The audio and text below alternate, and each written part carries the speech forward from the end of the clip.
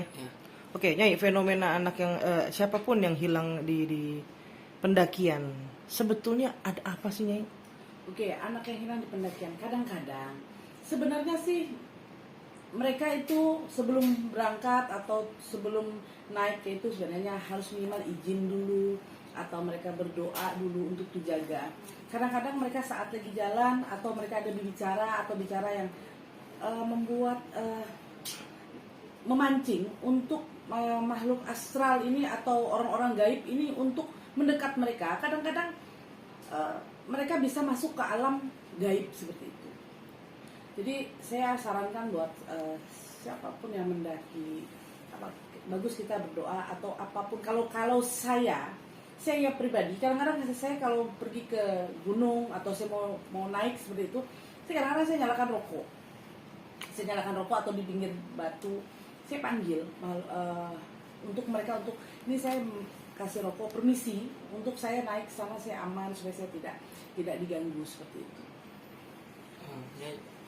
Benar nggak sih di setiap tempat atau setiap gunung itu pasti ada gerbang yang harus dilewatin oleh pendaki yang mungkin seorang yang awam atau yang biasa itu nggak mengetahui gitu.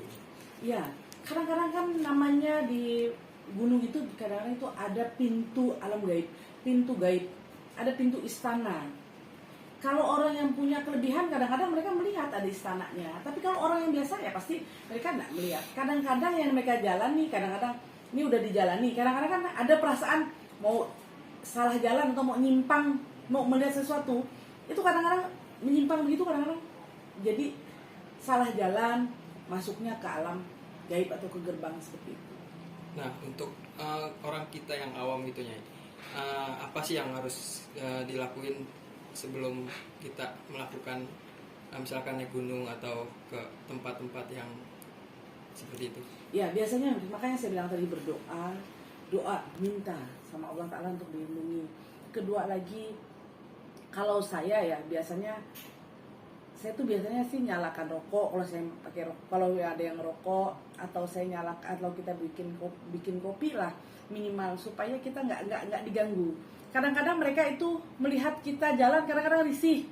Ada kadang-kadang orang-orang yang mendaki ini kan kadang-kadang namanya dia sama teman, kadang-kadang bercanda, nggak nyadar bercandanya, kadang-kadang kelewatan. Kadang-kadang makhluk astral ini selalu mengikuti. Apalagi mereka lihat, oh ini banyak orang mau tahu apa yang dilakukan. Kadang-kadang ada yang ngomong yang kurang bagus, kadang-kadang mereka selalu ada, kadang-kadang bisa mengganggu.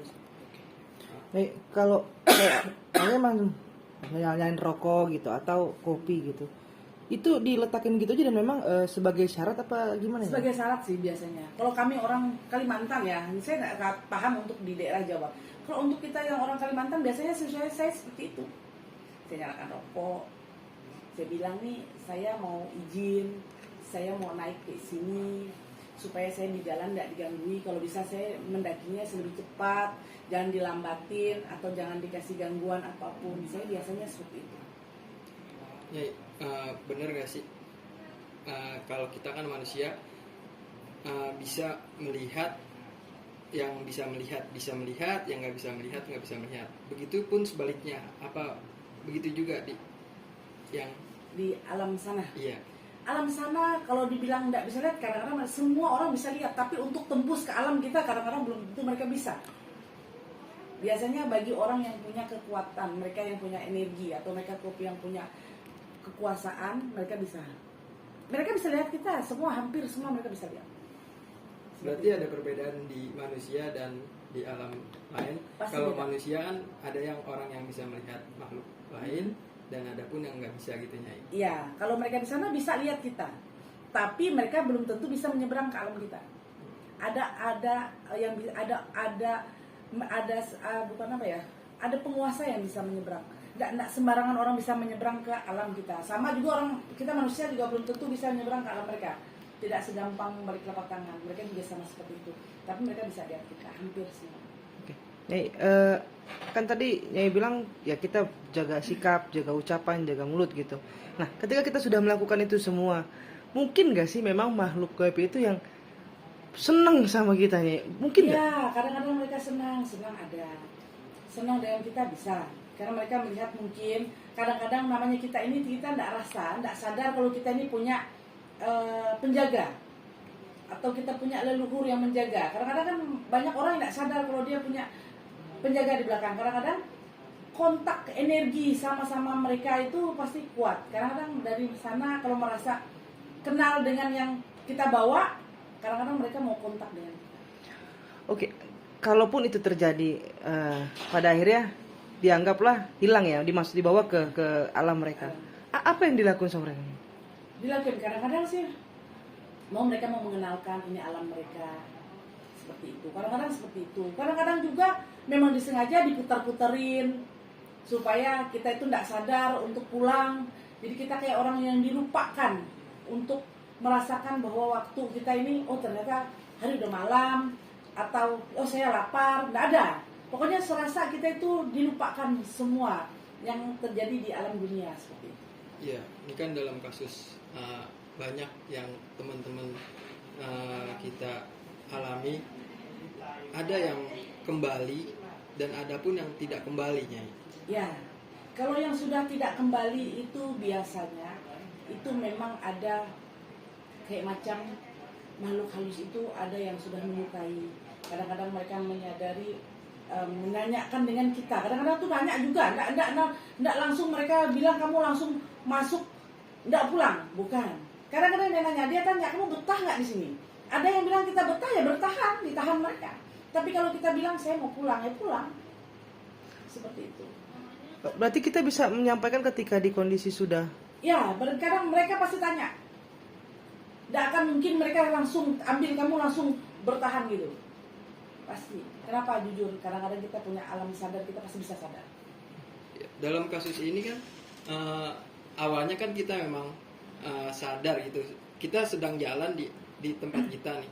Nah, cara mereka untuk masuk mengajak kita untuk ke alamnya itu gimana tuh Nyai? Oke, kadang-kadang begini.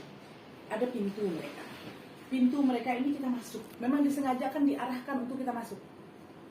Tidak mungkin kamu pujuk-pujuk langsung bisa masuk, itu tidak akan mungkin. Diarahkan mereka.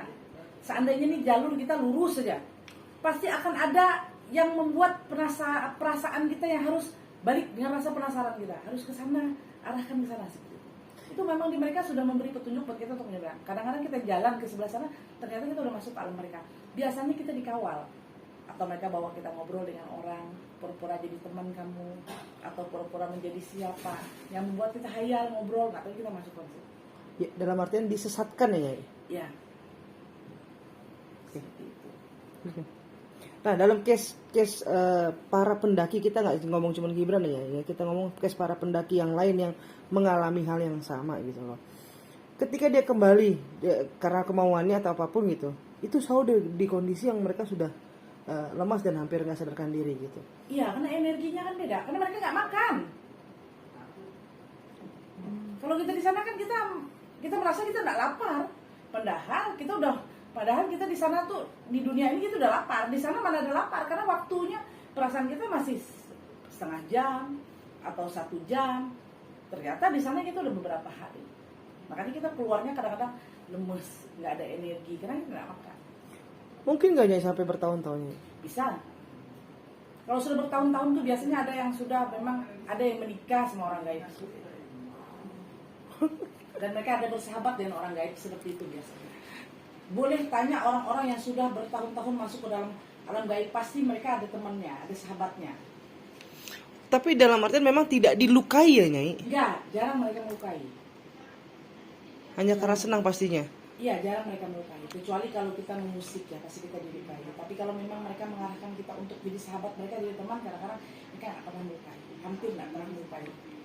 Oke, Nyai, tadi kan sempat juga dibilang suka terjadi hal-hal yang aneh gitu Nyai, kayak ada bunyi gamelan, kayak ada yang kayak desa gitu, tapi nggak ada gitu loh. Ya, biasanya sih banyak suara. Kayak ada pasar, kayak orang ribut, ada kayak bunyi motor, ada banyak macam lah di atas gunung itu biasanya seperti itu. Ya karena mereka itu kota mereka. Kadang-kadang ada orang yang bisa dengar. Tapi ada juga orang yang biasa aja, nggak ada mendengar sesuatu nggak ada. Tapi kalau orang yang agak sensitif, yang yang menyadari ada suara itu pasti. Biasanya sih itu orang punya kelebihan. Satu dokter.